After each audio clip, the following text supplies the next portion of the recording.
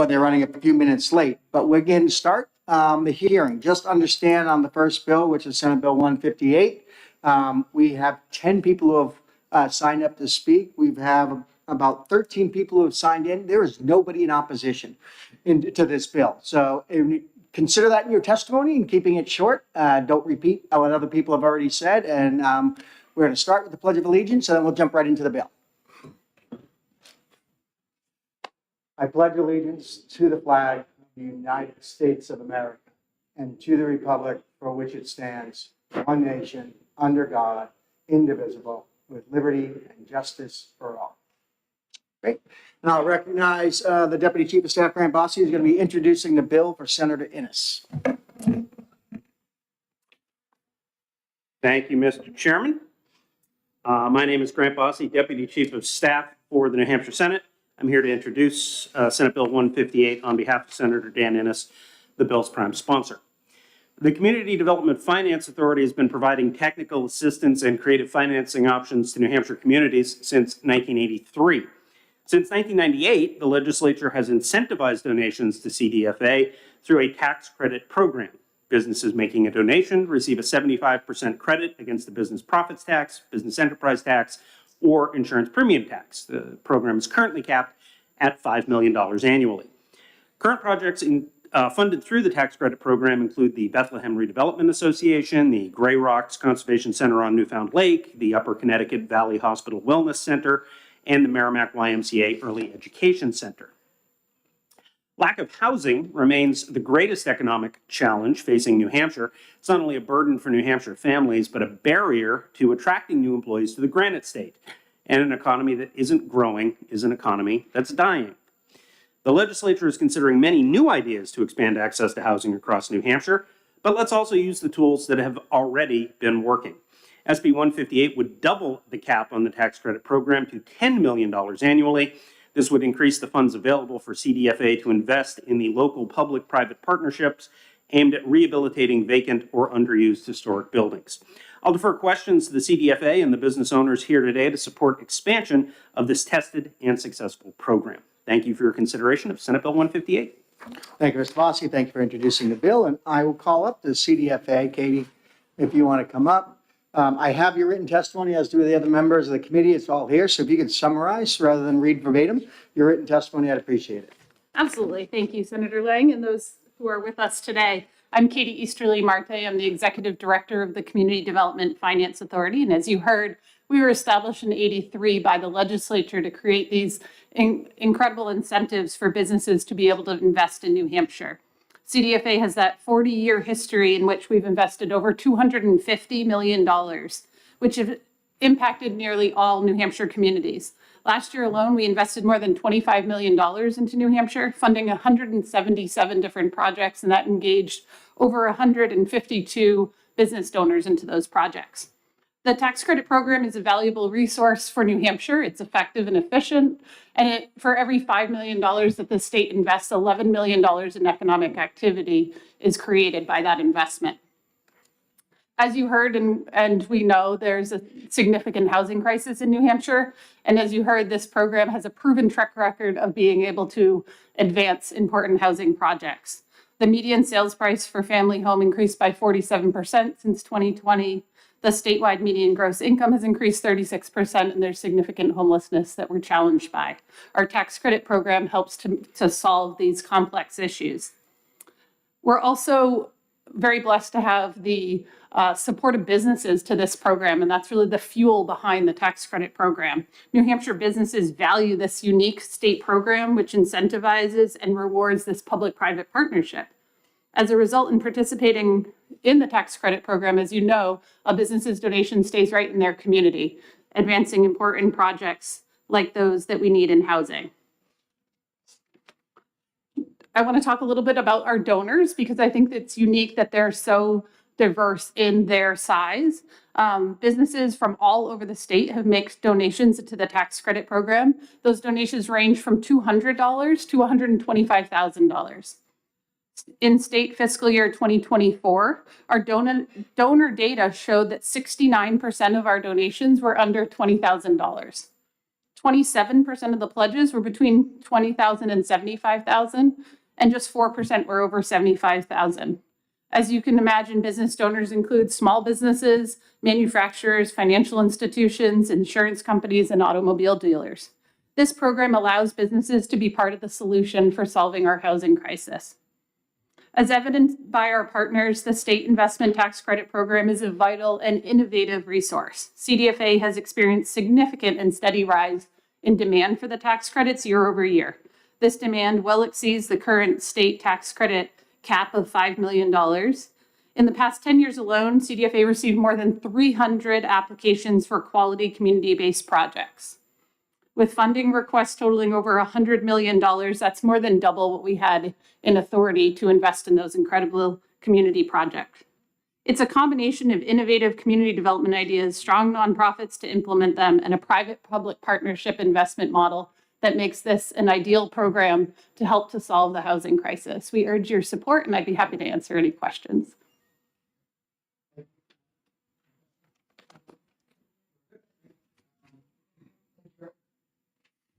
So we're good. Thank you very much. We'll call up next Justin Slattery from Belknap County EDC.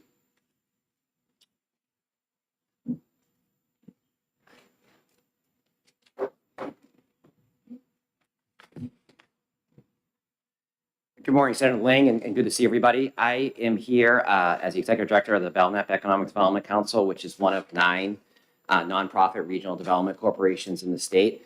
And we're based in Senator Lang's home area, the Lakes region. So good to see you. I have submitted a letter with some specifics on the positive impact that the tax credit program has and working with the CDFA team throughout the years. In particular, Belknap EDC has been awarded tax credits, state tax credits, that have supported the Colonial Theater Block project in Laconia, internship, workforce development internship, databases and programming to support our local students. Also allowing awards that have allowed us to have capacity building to support our business and technical assistance.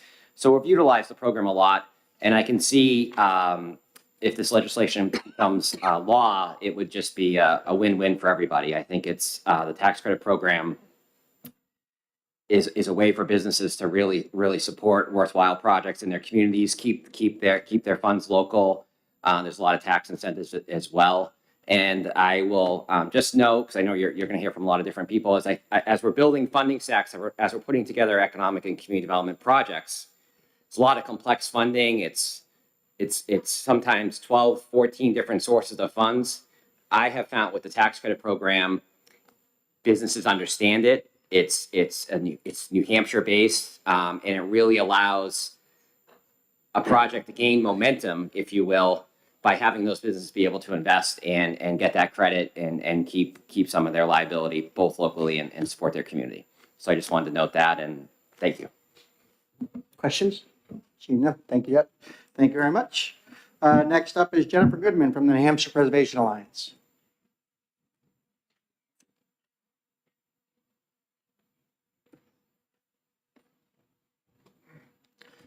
And Justin, thank you for keeping it short. I'll keep it short as well. Jennifer Goodman from the New Hampshire Preservation Alliance, with a statewide historic preservation organization that works with all kinds of civic leaders and investors to get exciting and important historic preservation projects done across the state. Just wanted to say that we considered other ways to bring more rehabilitation investment to New Hampshire, and this proposal, working through CDFA, seems by far the most efficient and impactful. CDFA has a proven track record of successful projects, of smart investments that leverage substantial additional resources, of demand for good projects outstripping available credits, and of small and large businesses participating in the program. We need these tax credits to transform vacant or underutilized old mill buildings, old schools, former Main Street buildings into the housing that we desperately need. And historic preservation investment, I think, as a lot of folks know, has great catalytic impacts for the state, supporting high wage jobs, conserving energy and resources, and keeping more money circulating in local communities than new construction. So thank you for this consideration of this important proposal, as others have said, it seems like a real win-win. Thank you. Any questions? Seeing none, thank you very much. Next up is Nick Taylor.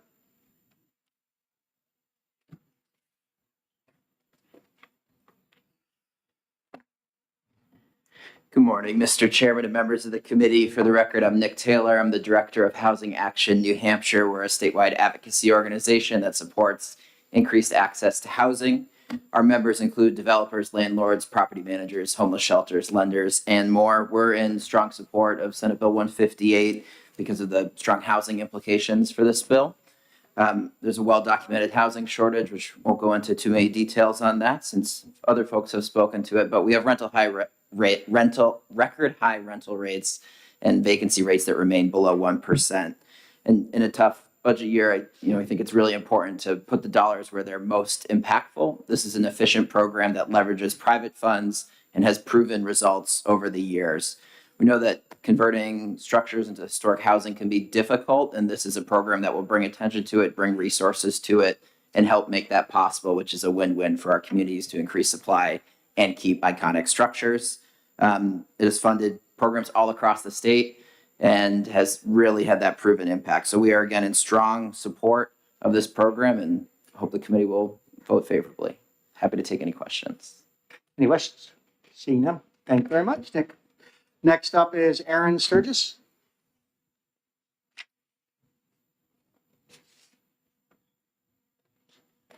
Good morning. Rapid fire approach. My name is Aaron Sturgis. I run Preservation Timber Framing, a small preservation company located in Nottingham, New Hampshire. I was born and raised in Keene and have property in Antrim. So we work all over the state of New Hampshire. The bill before you is another tool in our toolbox to create really good jobs. New Hampshire has some really highly invested people teaching the trades. The Timber Framers Guild has their own school right in Elstead, New Hampshire. If you've never heard of it, it's called the Hartwood School. It trains timber framers and it trades in other trades. Sanborn Mills is teaching plaster work. These are jobs that people are seeking, young people. I have a number of the crew of 20, and they're young people that are looking for really good jobs. I see this bill as a tool in the toolbox for keeping people in the state doing really good work.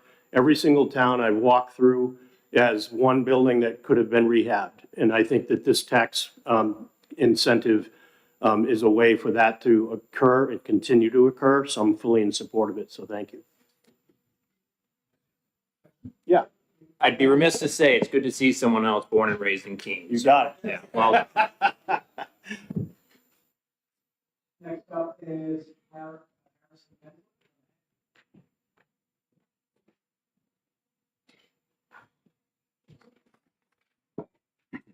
Good morning. My name is Harrison Kanzler. I'm the executive director for AHEAD. We're an affordable housing development nonprofit in the North Country. Here to speak in favor of this bill. I want to start by saying the crew at CDFA does a phenomenal job with this program presently. They manage it well and they are excellent to work with. We have to navigate a lot of regulatory waters in what we do. Someone mentioned earlier when we're putting together different developments, we have to navigate a stack of 10 plus funding sources, and all of them come with their own strings attached. Having a group like CDFA to work with makes it a lot easier for us. So having a program like this being improved is a phenomenal asset to the state. In the rural north, we are not looking to build at a huge scale. Unfortunately, a lot of the programs that we have access to require either new construction or they require things to be of a certain unit scale. There are so many places in our downtown areas that need to be revitalized, need to be refreshed, make nice walkable downtowns if we have programs to support them. And this program does that. We use it regularly, and being able to see more going into that, it also allows our local employers to engage. We have a lot of small scale employers that are constantly asking us how they can help. This is a way that we can put a vetted development in front of them and allow them to be involved in the process of getting it funded. So, it's deeply impactful for the North Country to have programs like this, and I really hope that you all will support it moving forward. Thank you.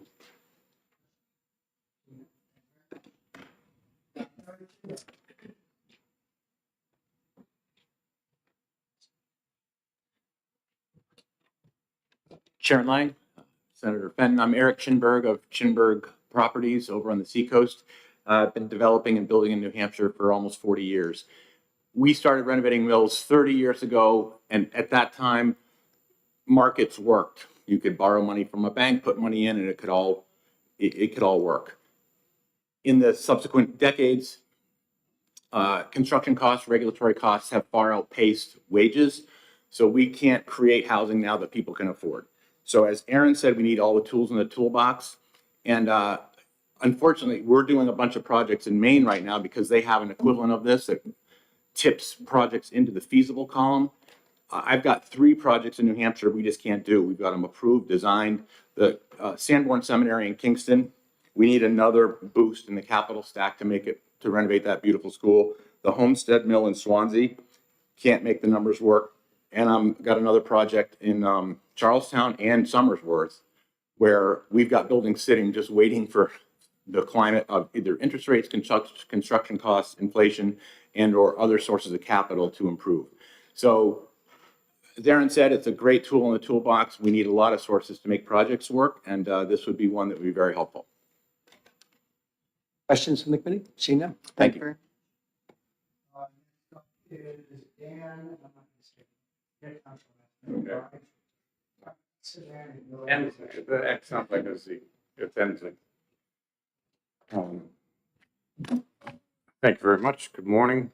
I guess I'm here on the other side of the table. I own Volvo Cars of Exeter in Exeter, New Hampshire. I've been a business owner in New Hampshire for about 27 years, and I've worked with the CDFA for about 13 years. My first experience with them, and I won't be too long with this, but my first experience was when I was on the board of the Nashua Soup Kitchen and Shelter, and they needed to move from a duplex where they were feeding hundreds of people a day into a bigger facility. And the only way we were able to make it work was through the CDFA grant. We were able to buy a building, an old VFW building, and rehab that. Since then, I've been buying tax credits from them. I've been able to contribute almost close to $1 million, not quite, but a lot of what I look at is housing focused, and I'm able to go on and look at the website and see the different programs that are out there, call the organizations that are doing them, and figure out who I can help out the most in my community. And, you know, the tax credit program really takes what I'm able to do and makes a much bigger impact in the community. And when I looked at what the budget was originally, 98 for $5 million, if you were just to take normal inflation today, that'd be about $9.5 million. So the impact of increasing it from 5 to 10, I think, is a very good idea, and it's in line with what that is. And the more housing that we can create in New Hampshire, the better it is for everybody. That's more houses and more jobs. So I don't know if anybody has any questions for me. Thank you very much. Okay. Next speaker is Jeff from the Aviation Museum.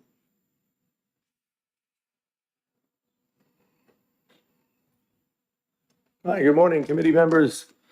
All those present, my name is Jeff Rapsis, and I'm the Executive Director of the Aviation Museum of New Hampshire, which is at the Manchester-Boston Regional Airport. We're a nonprofit, and we do preserve aviation history, but a big part of our activities are workforce development, and that is my message this morning. We have made use of CDFA tax credits for some projects that are workforce development based. So it's a little different message from some of the housing messages we've heard already. What we specifically do is we try to get young people interested in careers in aviation and aerospace because, as you may know, aviation and aerospace is a significant part of New Hampshire's economy, and that depends on a skilled workforce.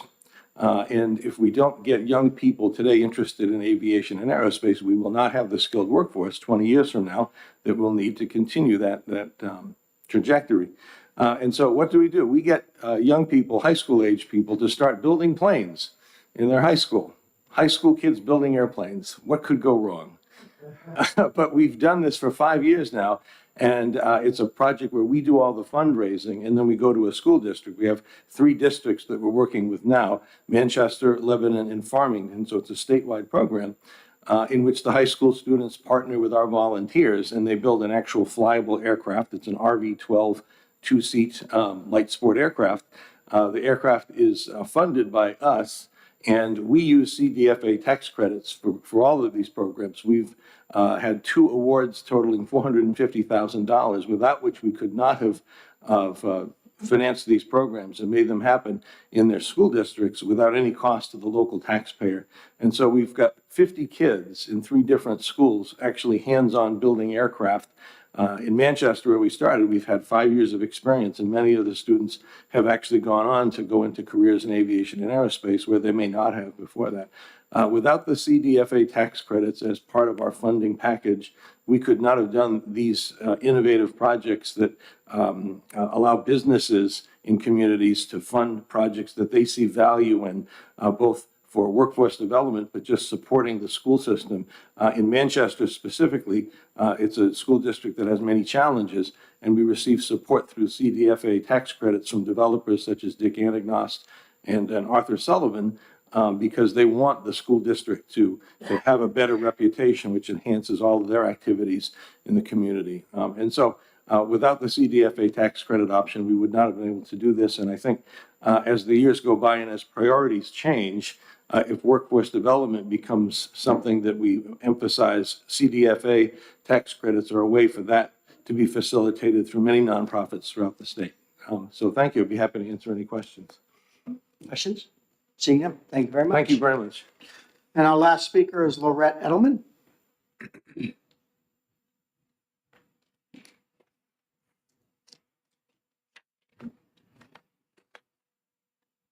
I'm going to take my mask off, but not be near anything. Thank you very much for allowing me to speak this morning. My name's Laura Edelman, and I come here wearing many hats. And I think that's kind of the theme that I want to leave you with. The multiplier effect of this tax credit program, I don't think is actually calculable. I am a small business owner myself and pay taxes to the state of New Hampshire. And my ability to use tax credits to not only pay my tax bill, but also support the nonprofit community is amazing. I'm a consultant who works with nonprofits around the state of New Hampshire, and I can tell you that the resources available to nonprofits because they partner with CDFA are, again, it's very hard to put a dollar amount to that. I'm currently working for 1269 Cafe Ministries, which is a homeless service organization in Manchester. They've been awarded tax credits and have been able to leverage those tax credits to get additional support to expand the resources they're providing to our ever-growing homeless population in Manchester, but provide transitional housing for them as well. So the tax credits help to create jobs, and it helps to provide resources that will create jobs in the future as nonprofits are able to provide the services that they do to the thousands of people across the state. So thank you very much. I hope the bill passes. I hope that no opposition is indicative of no opposition to the bill in general. But thank you very much. Questions? Seeing none, thank you very much. Is there anybody else who wishes to speak on Senate Bill 158? Seeing none, I'll close the public hearing on Senate Bill 158 and open a public hearing on Senate Bill 159, I believe it is, and have Senator Waters please come up to introduce the bill. Just to let you know, on that previous bill, there were 46 people who signed in support online and 3 opposed.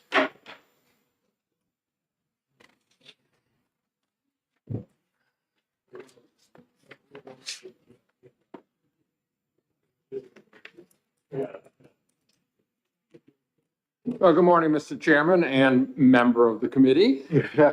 I am here to introduce, this is at the request of the, Give us 1 second. Let the crowd wander out of the room so we can hear you. I'm Senator David Waters from District 4 to introduce Senate Bill 159, which is a request of the Fish and Game Department to establish a marine habitat fee. Fish and Game Department, as you know, is a department that we authorize the director to set fee levels once we have approved of the fee in legislation. And what this will do is very much parallel the existing freshwater freshwater habitat fee that we already have in place to address the needs of the marine habitat. Most of the bill is the kind of standard language that we already exists in terms of the freshwater one that establishes the authority of the Director of Fish and Game to establish a fee. I will note that for the freshwater one, it's $2.50. So this tends to be a rather small one, but it goes to an important purpose. Then an account will be set up, as you'll see on the first page there, and then it will be continually appropriated. And then line 16, the development, management, preservation, conservation, restoration, and maintenance of marine habitats and passage structures in the water of the state or access to habitats for diadromous species with at least 50% of the annual revenue dedicated to paying the cost of labor and materials for direct shoreline, aquatic, or habitat management activities. And the rest of the bill deals with the issues of, perhaps salt marsh or other kinds of habitat acquisition and so on. And then there is, of course, the usual guidelines about the fiscal committee and reporting that are on page 2. I have before you a minor amendment that there was an error in just the language used to describe the licenses, and that phrase, all persons age 16 or older, actually does not appear in the parallel statute for the freshwater. And so that's why that phrase is taken out to make this clearer in the amendment that you have. So why do we need to do this for the marine habitat? And why has the department come forward at this time? Speaking as someone who was on Fish and Game and House and has worked particularly in the marine habitat for my 16 years in the legislature, and as the legislative commissioner on the Atlantic States Marine Fisheries Commission, which regulates fisheries for some 20 species from Maine to Florida, we've seen in recent decades extraordinary challenges in the marine environment and what's happening with fishes and species out there. Partly, the typically cool Gulf of Maine and surrounding areas of the Northwest Atlantic Ocean is now believed to be among the fastest warming regions in the global oceans. The Gulf of Maine experienced its warmest 2 years on record in 2021 and 2022 with a 3.72 above average temperature. This is already having dramatic effects. We have basically lost northern shrimp as a harvestable species. We see species moving up from southern waters, which is with predation and other impacts as well. Marine habitats, therefore, are changing at a faster rate than many resident and migratory marine species can adapt. And meanwhile, New Hampshire's marine stakeholders are continuing to fish commercially and recreationally. They watch marine life and recreate on the ocean, bays, rivers, and beaches, and we want to make sure that that is sustainable. The mission of the New Hampshire Fish and Game Department is to manage, protect, and restore the state's natural resources habitats. I think one example that you may all be enjoying in restaurants is what has been done for oyster restoration in the Great Bay, and the extraordinary work in that habitat, which means we now have a very strong commercial harvest possible there. Healthy marine habitats lead to viable marine communities, support the intrinsic value and long-term benefits to the public. The department often works in partnership with other state and federal natural resource agencies, educational institutions. This is through our coastal program in many parts through the Sea Grant at the university and other groups as well. Regional planning commissions, town governments, non-governmental organizations, and landowners, abutters to further habitat work and share funding sources to achieve more.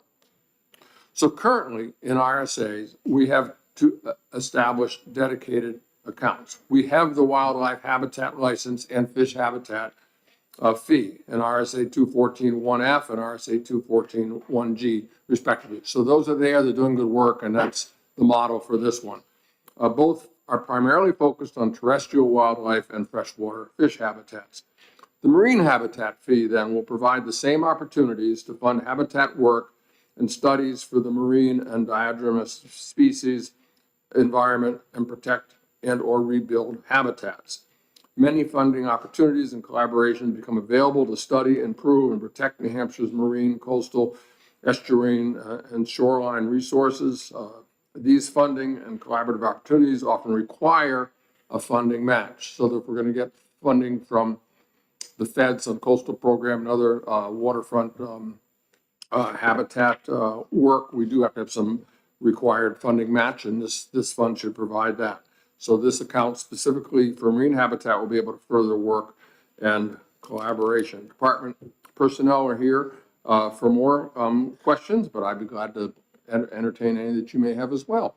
Thank you.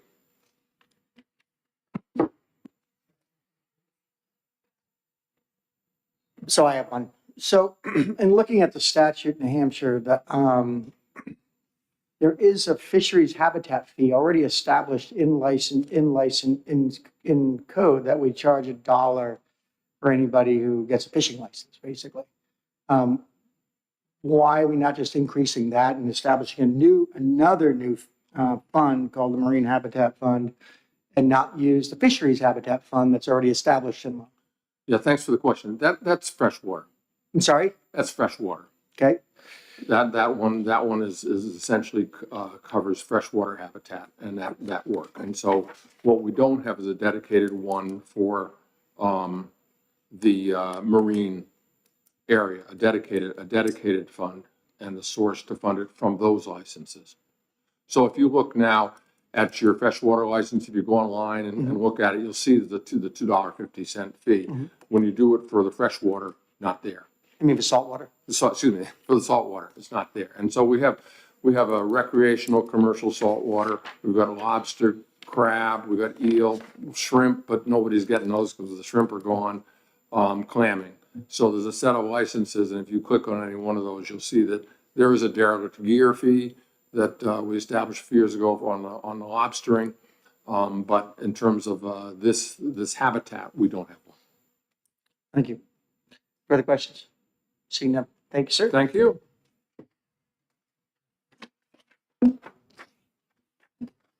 Next up is Fish and Game.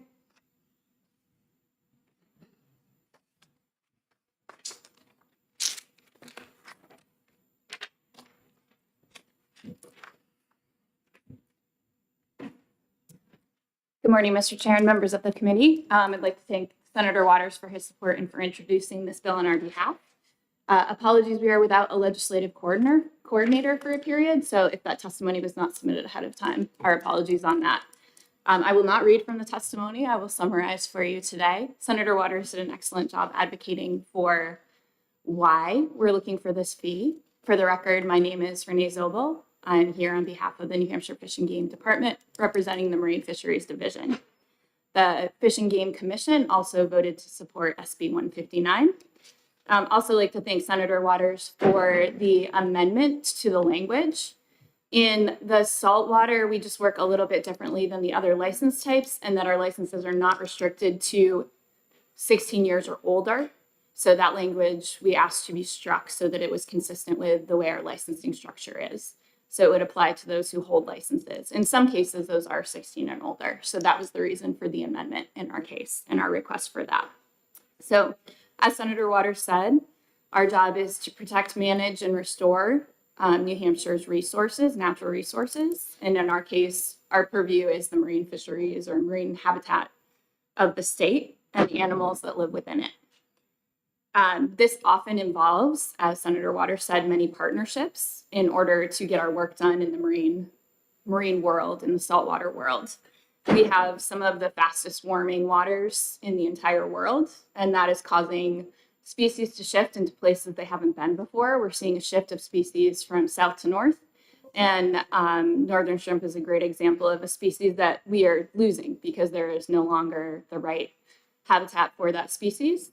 Some species, there's not much we can do about it. Other species, there are things that we can do. This habitat fee that we've asked for would help us get engaged in more restoration efforts. The example of the partnership between the Nature Conservancy, UNH, and the department, where we're working to restore native oyster beds in Great Bay around Manny's Island. That's a 15-acre restoration closure that will rotate in 5-year increments. So that's an excellent example of one use of these funds. Others, such as dam removals, we're often involved in supporting the removal of dams to allow our native species to access their natural grounds once those can be taken out. There are often funds available for this type of work, but those funds almost always require a specific amount of match, a percentage of match on the part of the department. This fund would help us in that way to be able to put forth match so that we can leverage large amounts of funds to take on big projects like this. There are, as Senator Waters said, there are corresponding funds established in statute for both our wildlife and inland fisheries, so freshwater fisheries. Those fees range from $1 in the fisheries to $2.50 for the wildlife habitat fee. We have looked at the kind of what impact that might have on the licenses that are indicated in the language of this introduced bill. And those could, in the case of $1 revenue, it could add about $38,000 to a fee for us to be able to do that. In the case of $2.50, similar to wildlife, it would be closer to $95,000 based on last year's licenses. So it's not a ton of money, but it would allow us to have a start in being able to leverage more funding and be a little bit more proactive in marine fisheries habitat restoration. I think that about does it. So if anybody has any questions, I'm happy to entertain those. Thank you for your time. Questions from the committee? I have one. Sure. It's more of clarification, and I'm sad to say, even as a former chair of Fish and Game in the House, I still got to ask this question. How do you deal, because we're dealing now with saltwater party boats, right? So the captain, right, if I go out to Seabrook and I take a boat to go fish for pollock or mackerel or whatever I want to go fish for, I don't get a saltwater fishing license. I rely on the boating license. Are we only going to charge that boat $1? Yes, that's a license that would be covered under that. So under this, the language of this bill, that would be charged whatever the fee was set by the executive director. So if it was $1, then they are licensed as a vessel. That is 100% correct. Although they're licensed as a vessel, we do know that many folks who go out on party and charter boats are avid saltwater anglers and often do have a license purchased from our state or another state. So to be clear, if I take my saltwater broad and I want to cast off the shore, I got to go get a license, I'm going to pay this fee. If I'm one of 80 people on a party boat, I don't pay any fee, just the boat owner pays the fee, whatever the set fee that is set. That's correct. Similar under the licensing structure. Those vessels are licensed as a vessel so that each individual doesn't have to have a license. Correct. Thank you.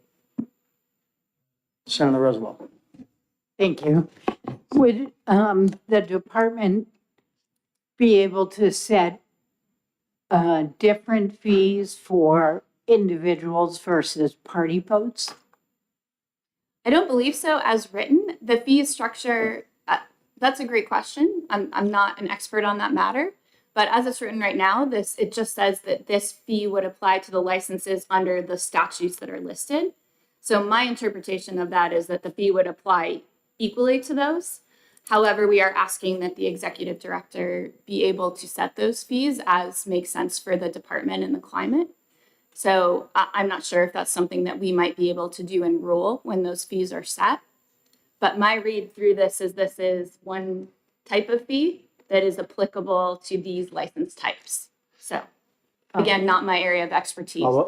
Is that something the department would be interested in doing?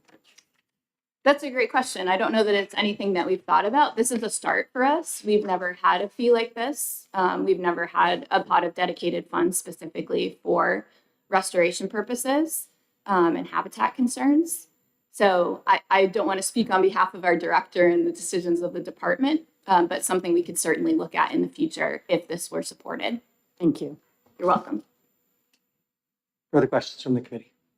Seeing none, thank you very much. Thank you very much for your time. there anybody else who wishes to speak on Senate Bill 159? Seeing none, we'll close the hearing on Senate Bill 159. And Cindy, I'm going to ask you to take the gavel.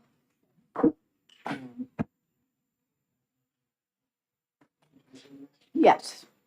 Do you want me to move these? Oh. We're going to 73. Yep.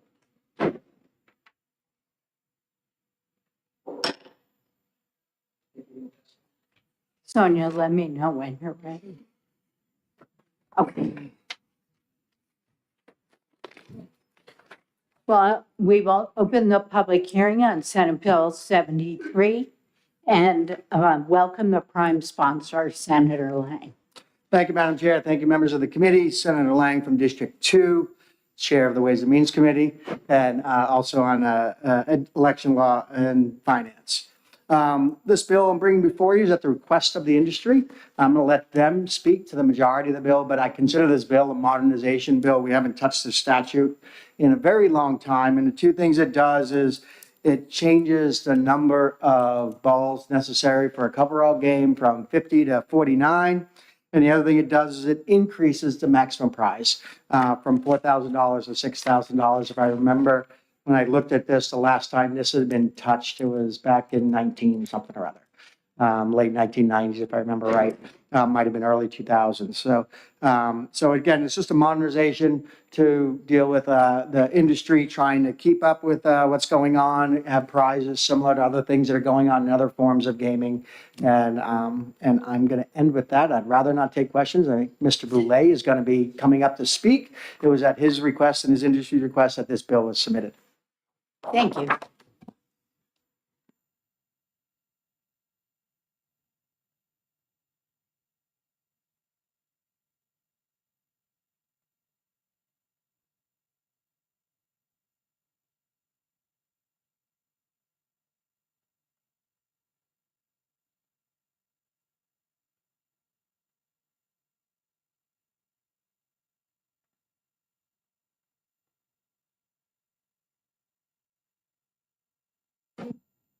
All this new gadgets. Start again. Good morning again. I'm Dick Boulay. I'm a registered lobbyist here in Concord, and I represent Diamond Distributors of Center Harbor, New Hampshire. This company is owned by Michael Wentworth, who has been in the bingo supply business and Lucky 7 business for over 25 years. His company serves over 50 New Hampshire clients that play bingo and Lucky Sevens, with the objective of providing charities with entertaining products that enables these charities to raise considerable profit for many worthwhile causes in their respective communities. I want to point out that I do not represent any one specific bingo hall. There are, as I said, there are lots of bingo halls in the state, but I represent the industry as a whole. Many of our customers run small bingo games while others are much larger. Bingo has been in New Hampshire for many years and provides an enjoyable event for its players at a reasonable cost. And I say that because many people can't afford to go to casinos, but they can afford to go to bingo games, and they have done it for years. And we play bingo in clubs, church halls, as well as commercial halls. And this requires many volunteers. That's why it's difficult. And I know, unfortunately, some bingos have gone out of business because they can't get enough volunteers. This bill, Senate Bill 73 FN, will enable the bingo halls to remain somewhat competitive with the casinos and offer their players bigger prizes. And I think that's important. I urge this committee to pass Senate Bill 73 FN. It makes some changes that have been needed for a long time, and I'll be happy to answer any questions. There are people here that are going to describe the bill in detail. I just want to give a general introduction. Mr. Melcher is here, and I noticed several other bingo halls. I'll be glad to go into the bill, but I'd rather have them do it, and I can answer any questions at the end if you permit it. Questions for Mr. Boulay? Seeing them, we're going to bring up somebody else. Okay. We can have Jan, if Jan is here, come on up. The Jan DiMarzio? Yep. You have one before me, that's why I was just curious. Good morning. Thank you for letting me have a few minutes of your time. My name is Jan DiMarzio. I have been the general manager of the Community Bingo Center in Manchester, New Hampshire. I've been involved in bingo for, do I dare say, close to 40 years now. Even though on my sign-up sheet, I did say I do support the bill, I do have some questions and concerns, not with the carryover coverall with the numbers that we are on the first half, but under your number 2, your operations of bingo games. I agree that this $4,000 limit hasn't been addressed for quite a few years. I believe the last time I testified in front of the Senate was in the 90s regarding this. It was the last time it was brought up. What I have a problem with, most of your bingos don't even reach the 4,000 mark at the moment. Some larger bingos, definitely on the weekends, those are your busier nights, can reach that number. My biggest concern, and it always has been, even though I'm general manager of a commercial bingo hall, I always felt as though this industry should support all bingos, which I call the freestanding games that are not in a commercial hall. They're struggling. And yes, I agree the casinos have made an impact on us. However, let's compare apples to apples and bananas to bananas. We are not a casino. We're strictly a bingo hall. We had very limited hours. Most of those bingo halls are open 22 hours a day. I'm sorry, the Games of Chance casinos are open 22 hours a day. We're looking at 6 hours each day, approximately. I just feel as though if you move from the 4,000 to 6,000, all your smaller venues will be forced to close. They could never compete. They just don't have the foot traffic that we do in a commercial hall. We can reach more people. The people are in there every night of the week. So they see the jackpots, they see the numbers, opposed to these smaller venues. And I have spoken to a few, and I did send this bill off to them. Unfortunately, they don't have the support, they don't have a lobbyist, or do they have people that are strictly volunteers that pay attention to these rules and regulations and changes. So I'd like you to reconsider on the 4,000 and leave it there. I just don't think at the time that we should move that mark. Like I said before, most of the bingos are not even paying the 4,000. Some are, including in my hall, maybe one. That's it. Out of 9 games a week, only one is reaching the 4,000 mark. That's all. That's all. Any questions or concerns? I'd be more than Questions happy. from the committee? Senator Roosevelt. Thank you. Thank you for being here. How do you feel about the change in the number of coveralls? Oh, I agree with that. Okay. I agree with that. Most of your bingos rely on a large jackpot game to drive the foot traffic to their game. Absolutely. Thank you. Thank you. Questions, Senator Bennett? How many, thank you for being here and taking my question. How many independent bingo halls are there in the state? Then they consider just like a bingo game. I went on to, I'm not sure, you can ask Valerie King from Lottery on that number. The few I spoke to, there was 3. The 3 offhand that I know of is in Franklin, in Concord, and also the Seabrook Fire Station has always run a small game there. This will be directly impacted on them if we move this figure off of 4,000. And I'm sure Valerie has a better update on that. I meant to check the website to see, but I'm not sure if their website is up to date, if there's more venues now that are, I'm sure there are. Thank you. Any other questions? Seeing none, thank you very much. D.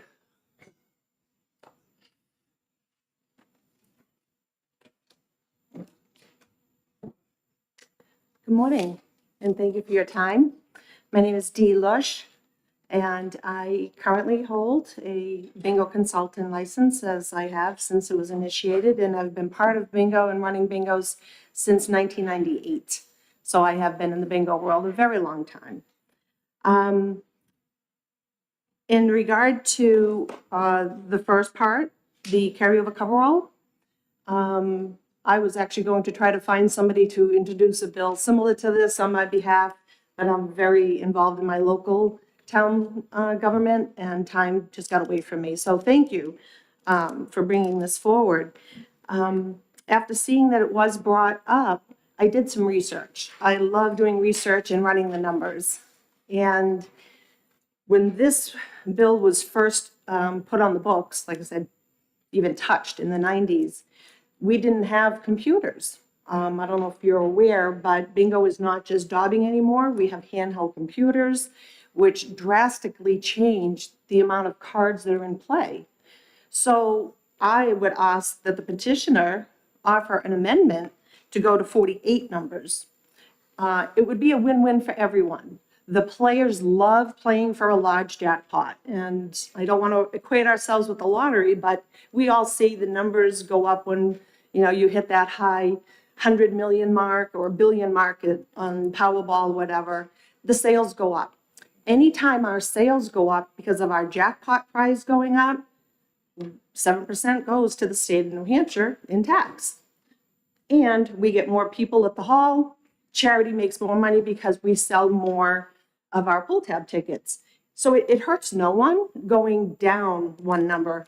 I guess, so those numbers, just on a quick statistical standpoint, we have on average 450% more cards in play today than we did before computers.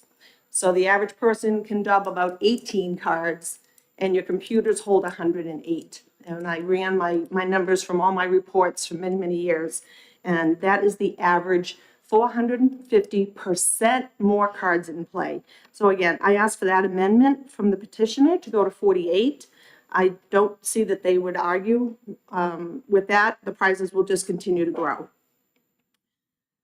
On the item number 2, I concur with Jan DiMarzio. This will drastically hurt your smaller bingos. I run 2 bingos at CBC, and they are of the smaller size. Even though I'm in a commercial hall, I'm lucky to get maybe 65 players. The bigger halls that have more attendance, more demographic, you know, ability to get more people, if they can raise their prize payout, it's going to drastically impede my earning potential for the American Legion veteran of the Jutras Post 43 in Manchester, who I have been running bingo for since 2016. So I do ask again that the petitioner retract that and keep it at the $4,000 mark. Lastly, item number 3, letter F. The whole concept of a winner-take-all, carryover coverall, right, is just that, a coverall. We already have the ability, even though it's written in here to be changed, that we could play other game patterns before hitting the coverall. That is currently in the legislature now. We can do that.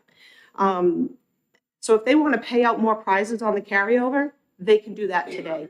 I'm against the second chance. The coverall should be preserved for the jackpot or the one stated consolation prize that is advertised.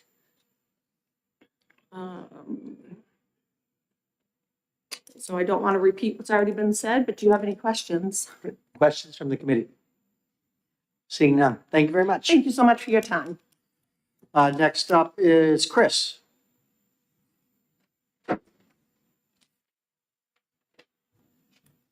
Good morning. 2 pages, but it's big print, and I'll try not to read it, I promise.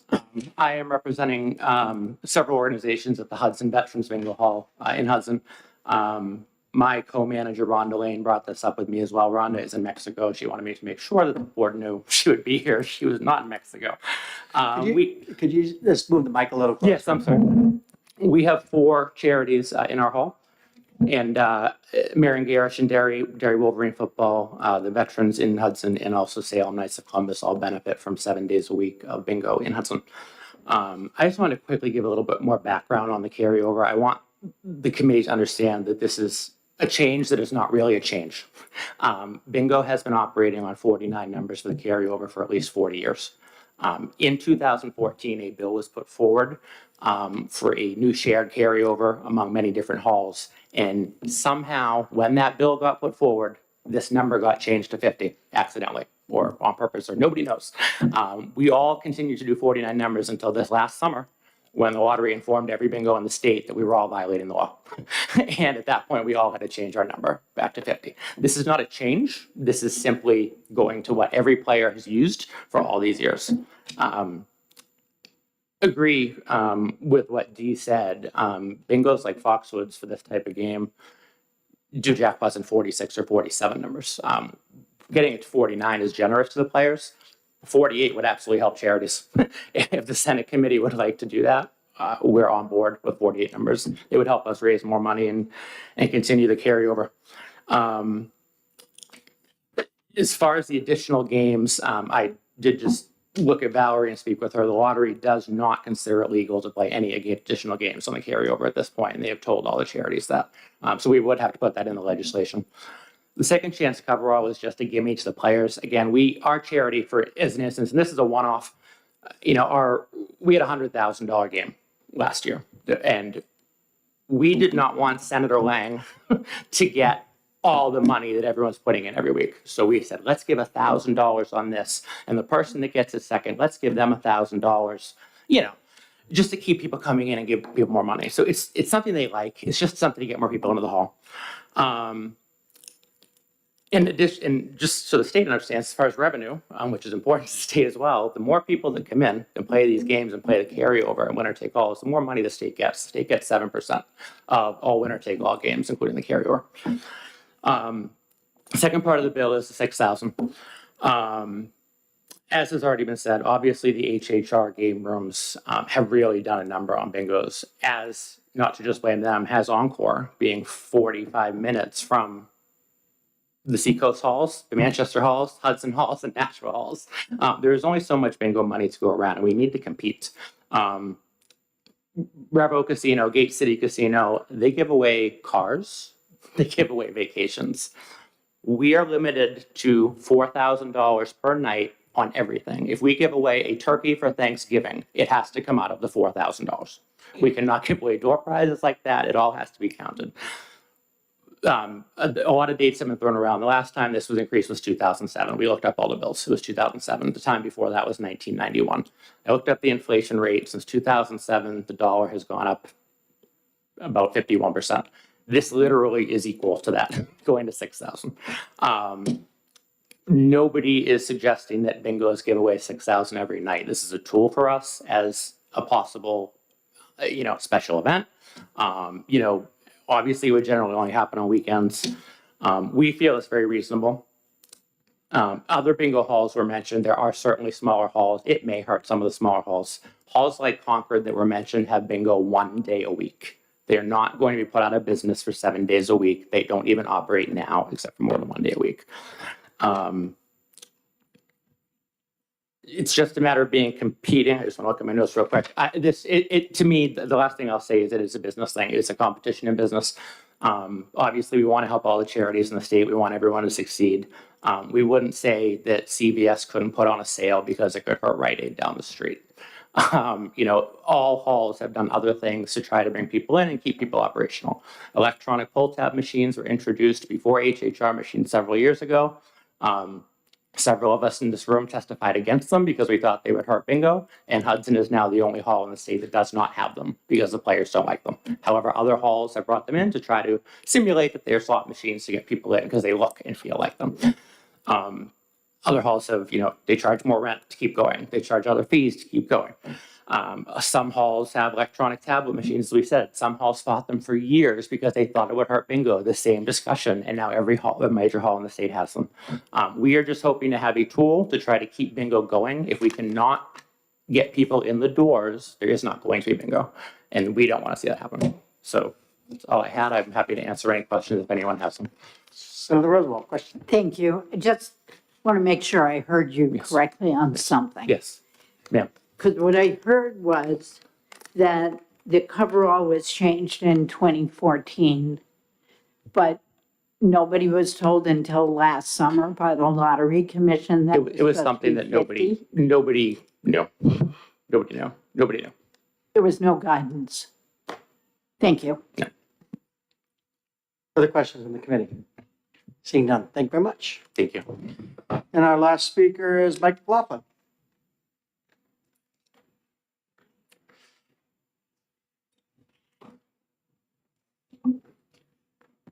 Good morning, Mr. Chairman and members of the committee.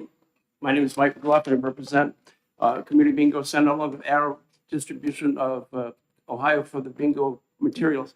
We're in support of the bill, particularly the bringing the ball count down to 49. As a previous witness testified, there was some confusion on whether it was 50 balls, 49 balls, or 48 balls. So this makes it clear that it's 49.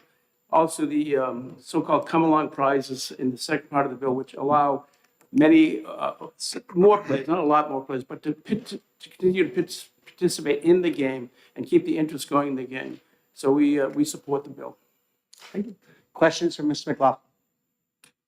Seeing none, thanks very much. Does any committee members have questions for lottery? I'll ask them to come up. They're not signed up, so you would like to hear from lottery. So Valerie, Charlie, would you mind coming up?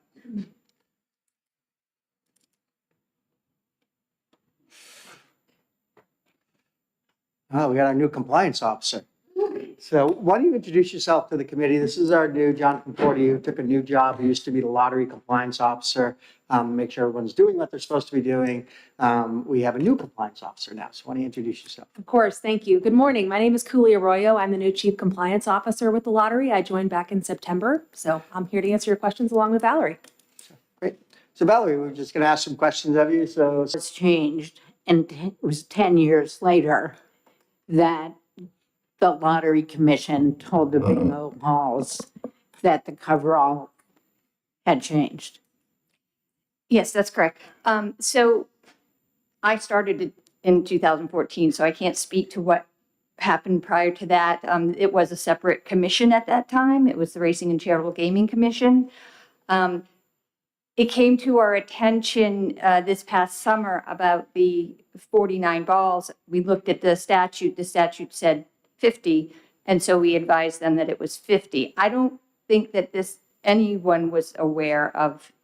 I think the change was unintentional back in 2014. Okay. I'm not. Some look on your face. Like a question or just a laugh? Well, I guess I'm wondering what an unintentional statutory change looks like to the Lottery Commission. Well, I guess what I'm trying to say is when it went from 40, it was within 50, and I think some people interpreted that to be 49, which isn't how we interpreted 50. It wasn't something, again, I wasn't here at the time of the change, so I can't speak to what was shared or what the intent of the legislation was. I think it was unintentional in that nobody realized that there was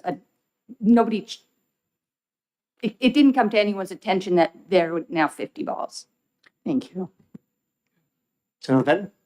Thank you, and thank you for taking my question. I hope you can answer this. You know, when we raise the pot, we kind of make it, higher stakes gambling. And when that happens, is there more safeguards involved with this when it comes to gambling addiction? When we raise the pot like this, do you get more money for these services, or do you guys have these services?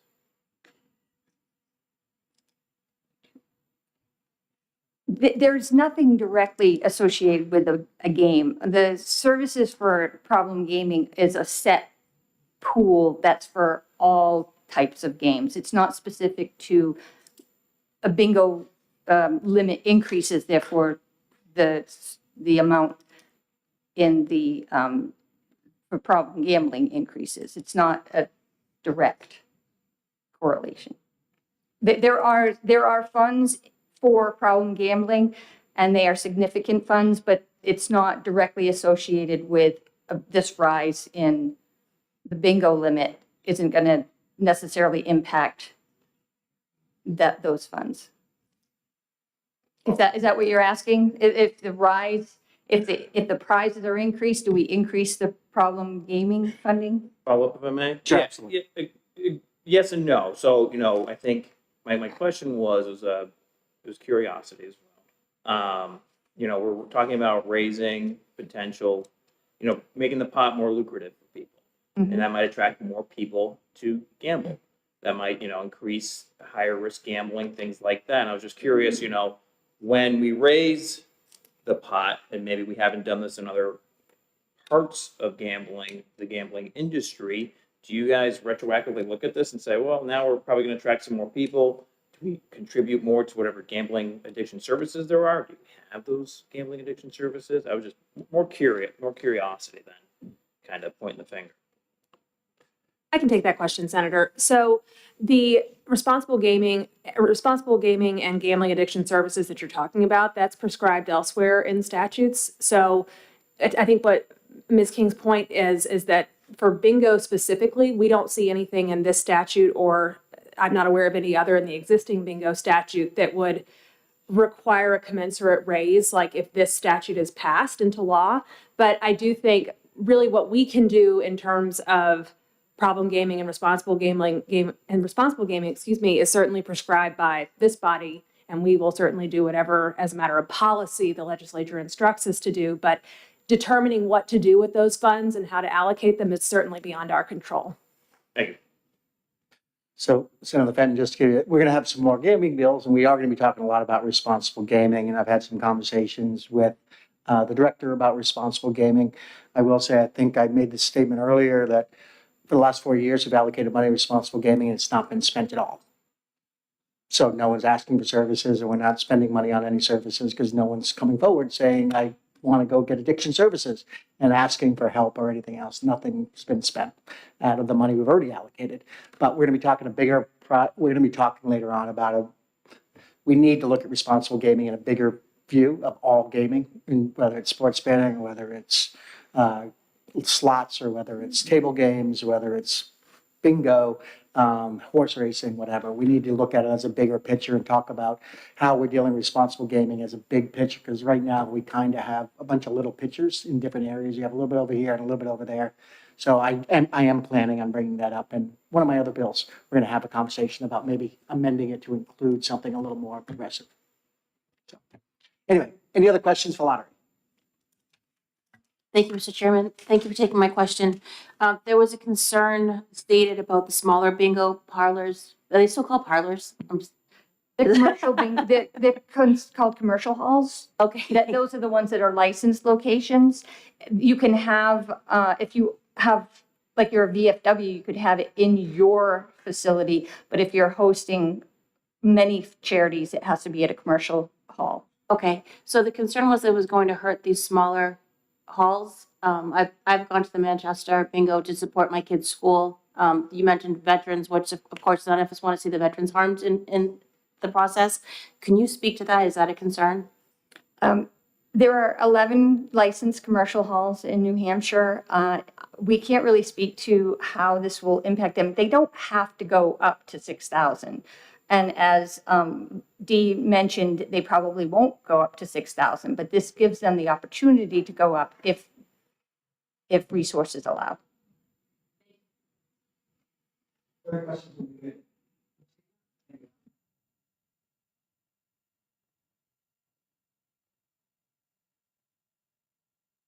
Come on up. I didn't hit the gavel yet, so you snuck in a minute under the wire. Thank you. So, I just wanted to point out, there was an objection about the money raising from 4 to 6,000. I want to point out that was said in 2007, which is a long time ago. And since then, we have e-tabs and we have electronic games that are in the bigger hall in Manchester that the group didn't want to raise to 6,000. I would like to remind you, they have e-tabs, and that's their choice. No problem with that. But a lot of other bingos feel they just want to raise the price of the bingo so that people will come, because that's what it's all about. We know that the real money at bingo games is not from the bingo games, it's from the lucky sevens that are sold there. That's where the profit comes. So I really feel that this is a good move from go to 4 to 6, since it wasn't since 2007 that was set, and that's a long time ago. So I would hope that you would consider that. I think it's needed. Whether or not it's going to hurt some of the smaller houses, I don't believe so, because everybody likes to go to what they want. Remember, it's more of a social activity for many people. It's not just for the money. I'd be glad to answer any questions on the bill itself. Senator Roosevelt. Thank you. I remember you said at the beginning that you represent Diamond Distributors. I do. Are they the people who print the Lucky 7 tickets? They don't print the tickets, no, they distribute them. They distribute Yeah, them, so, they get that from the major companies that sell them, and they distribute them. so your interest, I'm sorry, your interest is primarily on the Lucky 7 aspect, not the bingo aspect? No, we supply all bingo supplies, paper, everything, and Lucky 7 tickets. But I was pointing out that the real profit of bingo games is on the Lucky 7 tickets. That's Thank where you. the charity really makes their money. Any other questions? Seeing none, thank you, Mr. Bullard. Thank you. Is there anybody else who wishes to testify on Senate Bill 73? Seeing none, we'll close the public hearing on Senate Bill 73. And Senator Murphy, as soon as I get over to the thing, we'll open up the Senate Bill 160, so I can introduce it.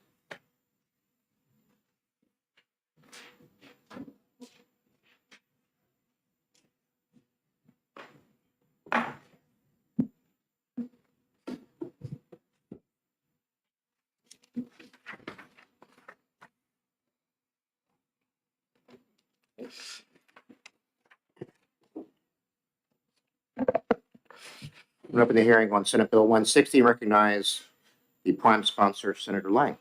Thank you, Mr. Chairman. Thank you, members of the committee. I introduced Senate Bill 160. Again, this is a modernization bill looking to deal with raffle tickets and the price of raffle tickets. This was brought again at the request of the industry, a modernization bill, things that hadn't been touched in decades, to bring it up. The one big change, and I'm not going to talk to the price of the ticket. I'll let I think Mr. Boulay is going to speak again on that. But I'm going to talk about, because it was my idea to strike in line in number 7. And this has to do with the fact that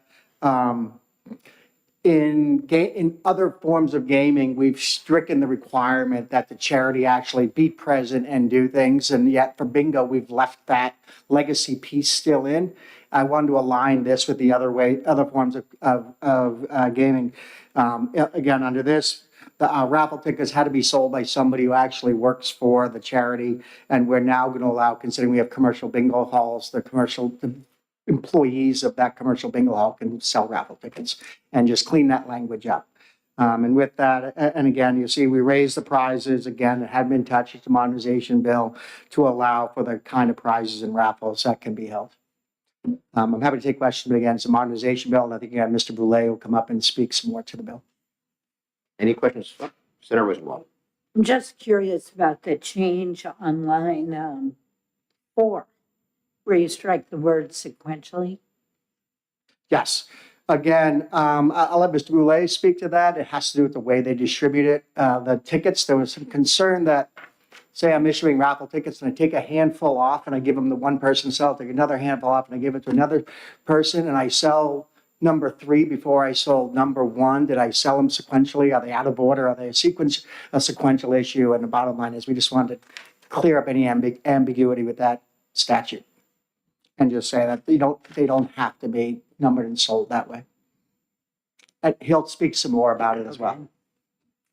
Thank you. Any further questions? Seeing none. Thank you, Senator. Thank you. Chair calls Mr. Boulay.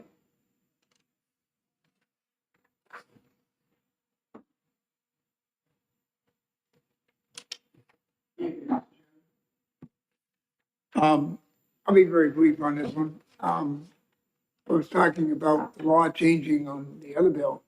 Well, raffle tickets have not been changed since 1985. And I talked with the Lottery Commission about it, Valerie, has been very cooperative, but reminded me that the Lottery Commission doesn't. Could I have you pull the mic closer so we can hear you? I know some members are. Sorry about that. I talked to the Lottery Commission, Valerie, about this, and she pointed out that lottery does not control raffle tickets. And they're permitted at bingo to be played with bingo games, and that's different than if you get a license for a raffle, another different type of raffle. But when they would get the bingo games, that's another story. But it's not been since 1985, and that's when they established the $1. And so we would like to change it to $10, up to $10. Doesn't mean they're going to be $10 now. It means they can go that high, and that's a good point to make. Like a small hall would probably not go up that high because they wouldn't sell that many tickets. So it might be only up to $5 limit, not 10. So it allows them to make that choice. And where it is only can go up to $500, this would go up to $1,200. Again, it doesn't have to do that. It depends upon, there's a small bingo hall here in Concord. And it's actually in Epsom now, it used to be in Concord. And I know they would not go that high. They might only go up to $300 or $400, but this would allow them to do that. A lot of raffles are pretty popular. You like the 50-50 raffles. If you go to the Red Sox game, you can get a 50-50 raffle. And there's one winner. And so it's something they like to do as an added feature. And we just wanted to change it, as you said, Mr. Chairman, that it's kind of bringing it up to date a little bit. And I would urge you to support it. Any questions? Questions, Mr. Boulay? Senator Rutherford. Thank you. That's the same question. I What's that? get the idea of selling sequences out of sequence. But the way this bill is drafted, it says they no longer have to be numbered sequentially. It doesn't talk about how it doesn't say they don't have to be sold sequentially. So I'm just confused by why that's important. We didn't quite understand why that word was there. We just feel that they should be numbered. And this would allow them to be numbered, that's all. Okay. Valerie probably can explain that because she brought that up to me, so I'm not sure I know exactly why. But Chris is raising his hand. Apparently, he might have an answer. So, further questions for Mr. Boulay? Seeing none, thank you, Mr. Boulay. yes, thank you, sir. Chris, you're up next.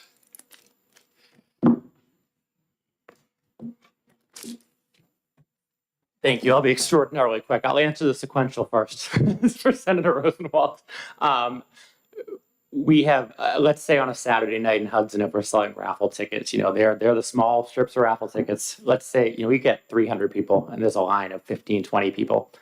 We sell them 10 for $5. We tend to rip them to save time. So they might not get them in the exact order. That's the only reason it doesn't say sequential. It's all off the same roll. It's all off. It's not like we're saying, okay, we're going to sell a blue one to this person so we know that we pick it and a green one to this one. It's nothing like that. It's just a matter of they may not be in the exact 1, 2, 3, 4. It may be sold 10, 2, 13, 14. They're all going out close to each other. That's the sequential part. As far as the bill itself, this really has to do with 50-50s more than anything else. At $1 a ticket, if we had 300 people and each person bought one raffle ticket for $1, the 50-50 pot would be $150 for the players. They wouldn't buy it. We wouldn't make any money. If we sell them for $5 each, we bring in like $600 or $700. They get $350 and they'll play it and we make money for the organization. It's the only reason. As Mr. Boulay said, this was last changed in 1985. So, in support of it. Not sure if there's any questions. Any questions from the committee? Thank you. None. Thank you, Chris. Anybody have questions for lottery? We can bring them up if we need them. Seeing none, you guys are off the hook for this bill. And is there anybody else who wishes to testify on Senate Bill 160? Seeing none, we'll close the public hearing on Senate Bill 160. And we're still on timeline here, so.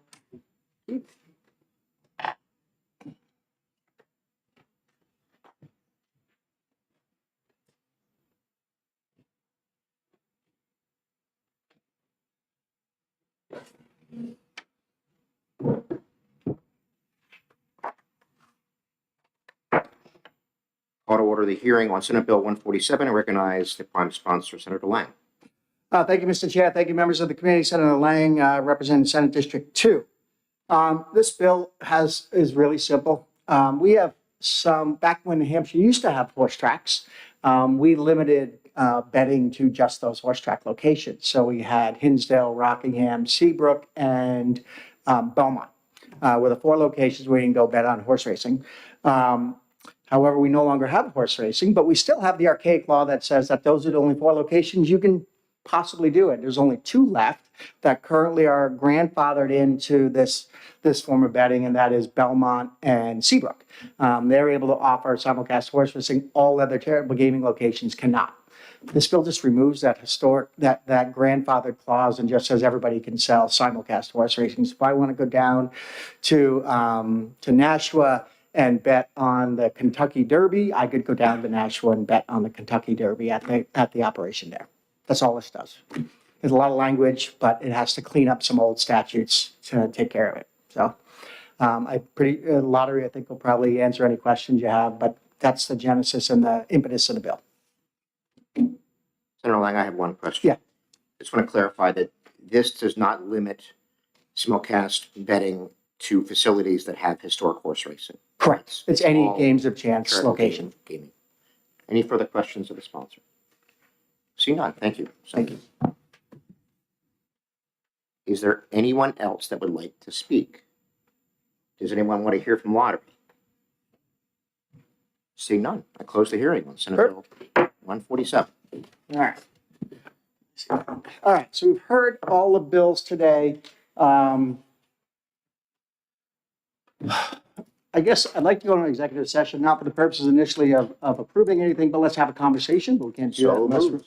we're in executive session. So there's a motion to go in executive. Is there a second? It's been seconded by Senator Rosenwald, motion by Senator Murphy. So we are in executive session. So let's talk about the 5 bills we just have, see if there's any consensus on passage or non-passage. I'll give you my first blush of the bills, and then we can go from there. And some of this is self-serving because 3 of the 5 bills we heard were mine. The funding cap for the Community Development Finance Authority. I've been involved in this, again, through Ways and Means in the last 8 years, talking about this. As those that understand how that process works, for every dollar that a business gives to develop a community action, they get a 75-cent tax credit on their business taxes. We currently have a $5 million cap on that, so they only raise $5 million, and of that $5 million, we would give it $3,775,000, I think it is, tax credit to the businesses that invested $5 million. This bill looks to double that, and the program's been successful in developing. I know of several programs that have been developed because of this fund and allowance. So the question is, do we want to double the tax credit available to businesses to help spur the development of local projects? Discussion, where everybody's at. So I'm a yes to this bill right now. Well, I'm assuming it'll go to finance. But it will go, it's an FN, so it will go to finance, because again, it's gonna have a budgetary. $3.7 million fiscal note. What's it? Is a $3.7 million fiscal Correct. note. $3.75 million fiscal note, because we're gonna be reducing revenue by that much money if we allow this tax credit to go forward. So But- finance will have a shot at this.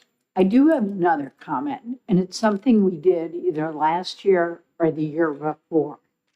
And that is we removed the tax credit for the insurance premium tax. I can't remember if we did it in this committee or in finance. I don't recall again. And we might have done it in finance, but there was another tax credit situation we were looking at.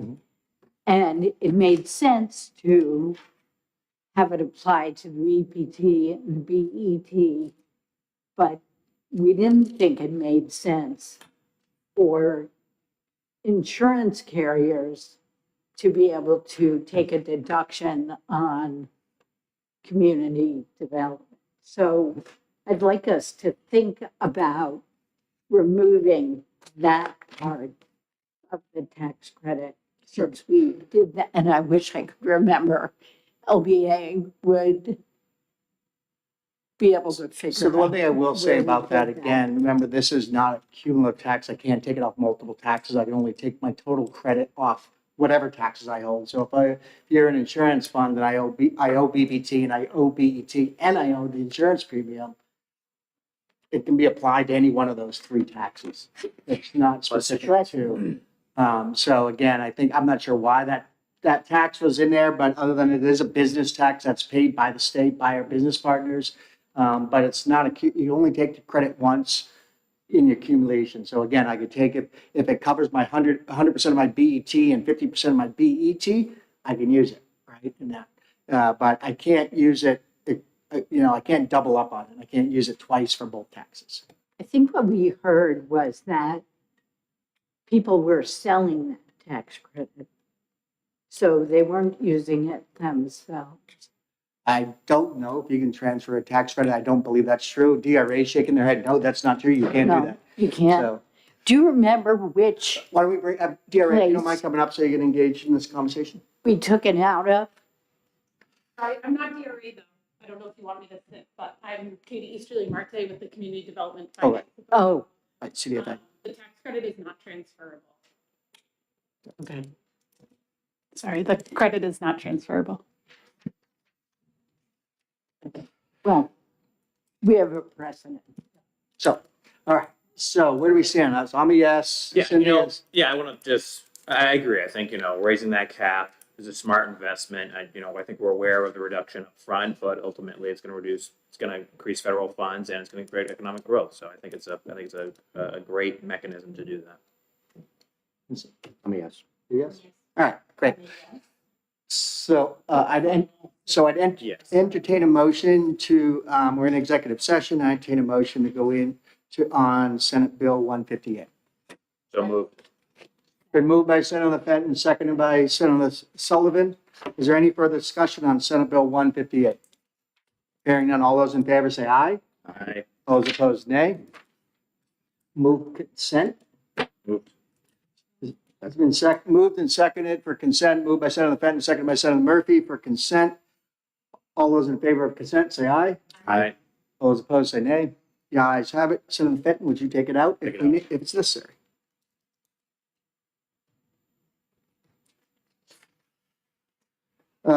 Senate Bill 159.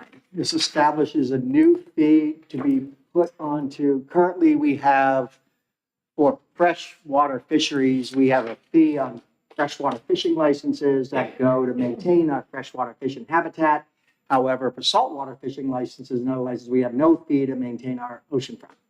So this seeks to impose a new fee on oceanfront, on marine licenses, saltwater licenses, to be able to maintain, to allow fishing game to do some anticipatory support of the seacoast. And the estimated revenue impacts about, they estimate about $38,000 that would give them to support our seacoast. Comments? I have a question. I'm sorry, I was presenting the bill. I was aware Mhm. of the introduction of this bill. So is this on fishing licenses? On saltwater fishing licenses, saltwater licenses. So we already have it on freshwater. It's a $2.50, I think, is what was testified, fee that we add to fishing licenses to support some of the fishing habitat. Look it up. Go ahead. She's there. We can ask Fishing Game.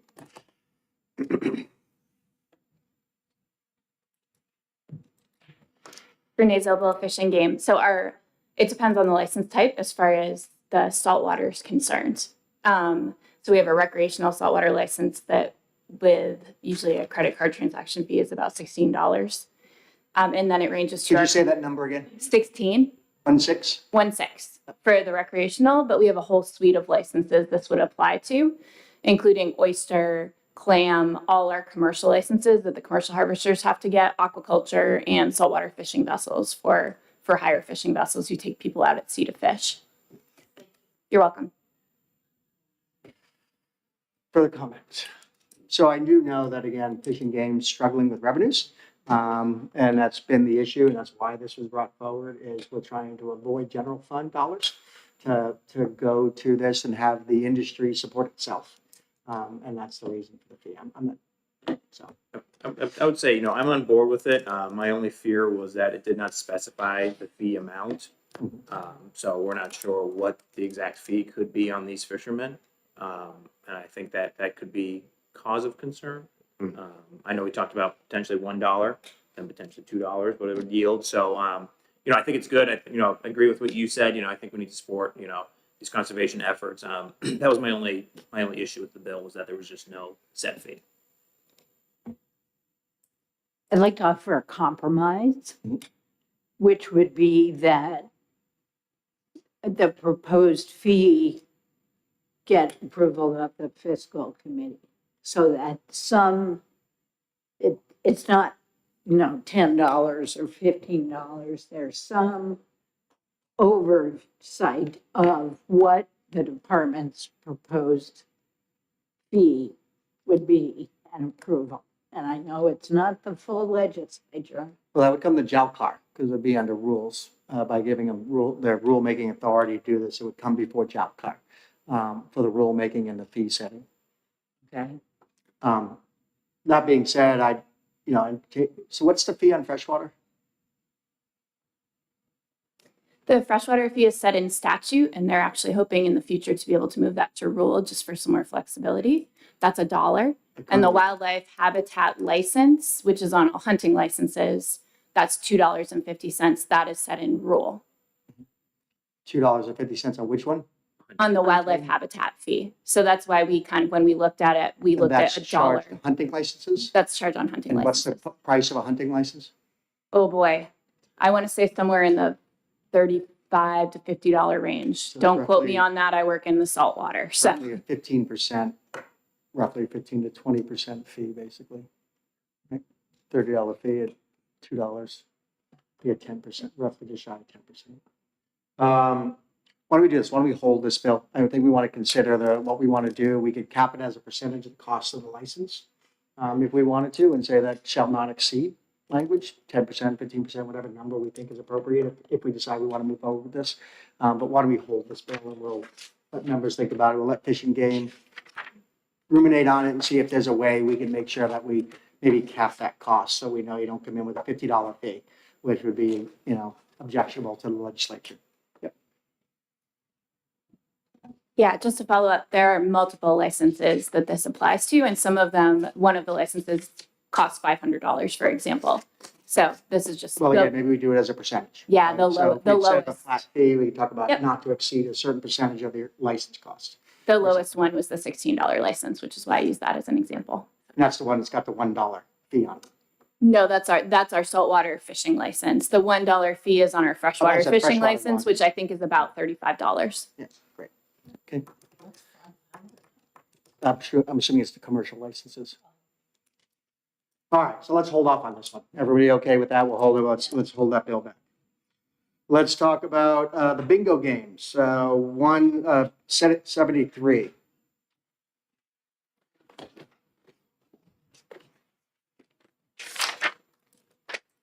So again, obviously, I'm the sponsor. I'm okay with the bill. There's no mandate in here. It allows for the games to go up to six, no one seemed to testify in opposition to section 1 and section 2, where we heard some opposition about going from 4,000 to 6,000. Again, there's no mandate in here, and I think that it's a reasonable request of the industry, but listen to other members if they have something different to say. Just, I'm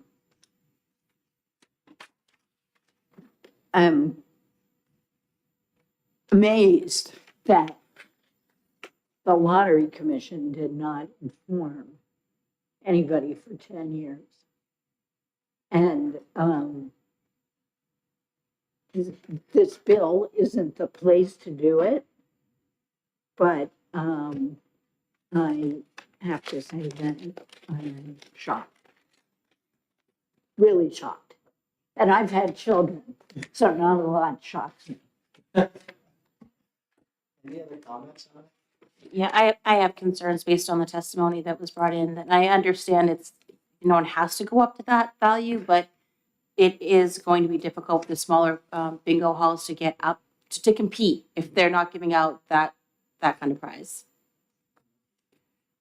I'm a free market person, and I think that we're not here to protect people from competition, and they should have to compete. And if you can't compete, you can't compete. We set the playing field, but it needs to be level. And I'm not sympathetic to people who come in and say, protect me from competition. And we hear that and hear a lot, especially from a certain sector of the economy. So I would support the bill as written. I share my colleagues' concerns with these smaller bingo halls. We did hear testimony that they have concerns. I also stand Senator Murphy's position as well. And I do think, I think people choose casinos because they like that atmosphere, and I think people choose bingo halls because they like that atmosphere. I don't necessarily, I hope that people aren't going to flock away from these bingo halls to go to these casinos, because I think there's a clientele that prefers bingo halls versus casinos. So, I'm not opposed to the bill. I'm not opposed. It would be nice to know where the and which are the big ones. But we know there were some larger ones. Chris, can I come up and just, if you could tell us, you work in the industry, so again, I know we got things like, Fun Spot, so the whole commercial bingo hall. Hudson's got a pretty significant bingo hall, actually, got a pretty significant bingo hall. There are essentially 5 major bingo halls at this point. There's Hudson, there's Nashua, there's Manchester. Fun Spot, to your point, but I think Fun Spot's only 4 nights a week now, and there's a hall in Rochester. And then there are some very, very small halls, like Wyndham has bingo 2 nights a week, and they get 40 to 45 people. They're only paying $50 a game. They're paying $1,000 a night anyway. And I guess that's just kind of the point, right? So they could pay $4,000 now and they're not. They're still getting people. They're still open. I guess that's kind of the point. But there are not that. And as I mentioned, Concord. Yes, Concord has bingo 1 day a week, Sunday afternoon. So there's really only 5 or 6 major halls. I don't want to testify. You're in executive session, but to what Senator Fenn said, the casinos are hurting us. That's part of why we're doing this. It just is what it is. But, yeah. I'm sorry, can I ask you a question? Yeah. Sorry to make jump up and down. So That you want to be gone.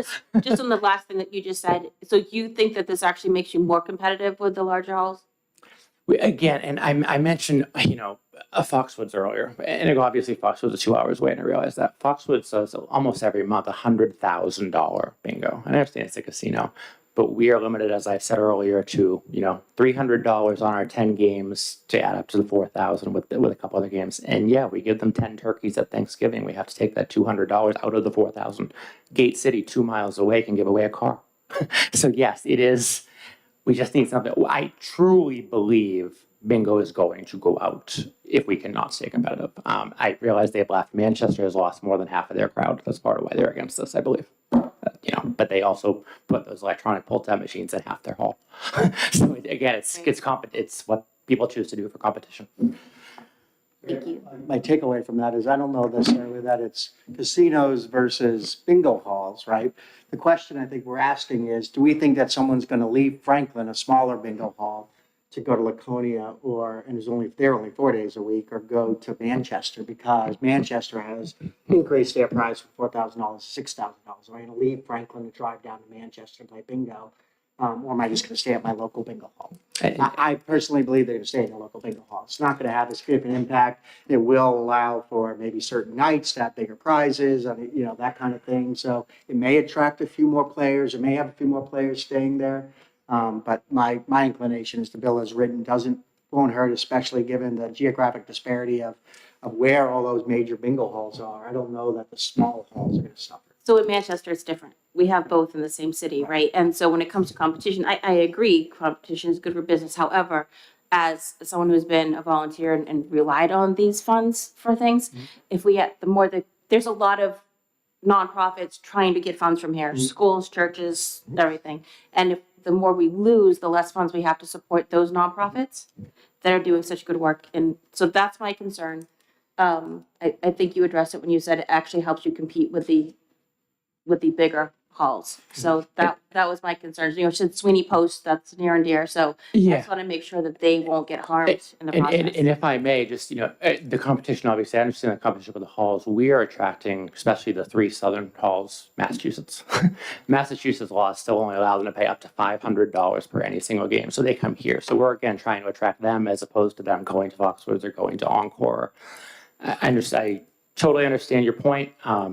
I just think it's a way, and again, I just don't want you to think that we're going to pay out $6,000 every day in Hudson or every day in Manchester. We can't afford to do it ourselves every day. It's let's get people in for this event. It's a cap. It's not a requirement. All right. Thank you. So let's take a straw poll of the committee. How many people would support the bill as written? Great. I'd entertain a motion to pass the bill. Moved by Senator Fenton, seconded by Senator Murphy. OTP, is there any further discussion? Hearing none, all those in favor say aye. Aye. All those opposed, nay. The ayes have it. Entertain a motion for consent. So moved. Moved by Senator Fenton, seconded by Senator Rosenwald. All those in favor of consent, say aye. Aye. All those opposed, nay. Senator Rosenwald, would you like to take it out, please? Great, thank you, Senator. Senator Fenton. All right, we'll close, we're done with Senate Bill 160, I'm sorry, 173. Next up is Senate Bill 160. This was the raffle bill, the modernization. Any comments on 160? I would move out to pass. It's been moved by Senator Murphy, ought to pass. Is there a second? Second by Senator Fenton. All those in favor of ought to pass, signify by saying aye. Aye. All those opposed, nay. The ayes have it. Move consent. Senator Murphy's moved consent, seconded by Senator Fenton. All those in favor of consent, say aye. Aye. All those opposed, nay. And I will take this one out. Last up is Senate Bill 147. This is again, deals with this old grandfathering clause where we only allow this, horse racing betting in 2 locations rather than all whichever location in the state. Is there any discussion or motion? It's been moved by Senator Roosevelt, off the pass, seconded by Senator Sullivan. Any further discussion? Hearing none, all those in favor say aye. Aye. Aye. All those opposed, nay. The ayes have it. Move consent. I'll move. Been moved by Senator Lang, seconded by Senator Sullivan for consent. All those in favor say aye. Aye. Aye. All those opposed, nay. And Senator Sullivan, I'll let you take that one up. Thank you very much. So, is there any further business to come before actually, entertain a motion to come out of executive? So moved. It's been moved by Senator Murphy, seconded by Senator Fenton. All those in favor say aye. Aye. All those opposed, nay. Last order of business is just future calendar. So we've already, Sonia and I have already scheduled out. We're going to be here the 5th and the 12th. That should be all we need. I'm hoping that by the end of the 12th, we'll exec every bill, so we won't have to meet again. We have all the bills that are being assigned to the committee. So I'd ask you to look forward in the bill. If you have some questions, come ask the prime sponsor, or if you have a recommendation for an amendment, get that drafted. If you want to bring something forward, so that by the 12th, we can be done. And we'll be all finished. We won't have to meet again. You can go about your other committee assignments. Anything else? Great. Thanks, guys. We are adjourned.